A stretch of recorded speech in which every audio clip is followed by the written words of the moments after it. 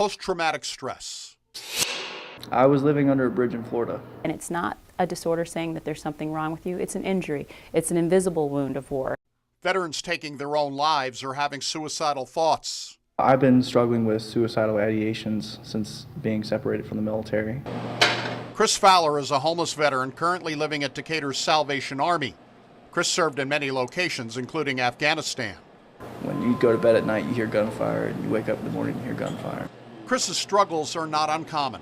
A report issued recently by the U.S. Department of Veterans Affairs, examining 55 million veteran records from 1979 through 2014, shows a staggering average of 20 veterans dying from suicide every day. I have been diagnosed with PTSD and bipolar disorder, so it's rough.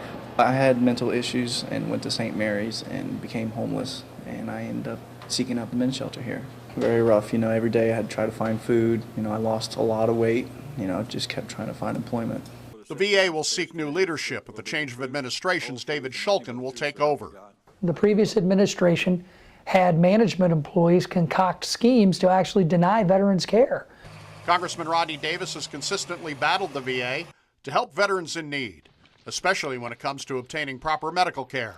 I have an average of about 100 cases open in my office at any given time. Davis has introduced a bill in Congress known as the Wingman Act, which allows congressional staff to work on behalf of a veteran to navigate their way through VA red tape. Wouldn't be any medical information, no HIPAA violations, just to be able to make sure our veterans who have to make decisions with their families aren't waiting on a letter to come through the mail. For somebody who needs to see their doctor that day, they should be seen. If they can't be seen in the VA, they should be seen in their community.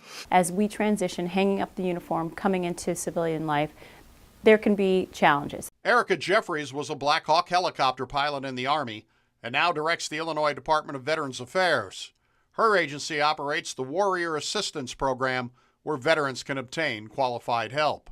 With a real-life person that you can talk to. These are licensed clinicians that are professionals in dealing with behavioral health issues. And what we've done in the past year is expand it to 24 hours, 7 days a week. For a long time, the U.S. Department of Veterans Affairs stated there were 22 veteran suicides a day, now down to 20 with the latest research. We can all be excited that there are 2 fewer, but that's still way too many. There should be 0, and that is what we are working toward. I would love to be living on my own and make a decent wage. Chris has advice for others in his situation. Always look for help, because help's always there. Help and hope for the future. For the I-Team, Doug Wolfe, WAND News.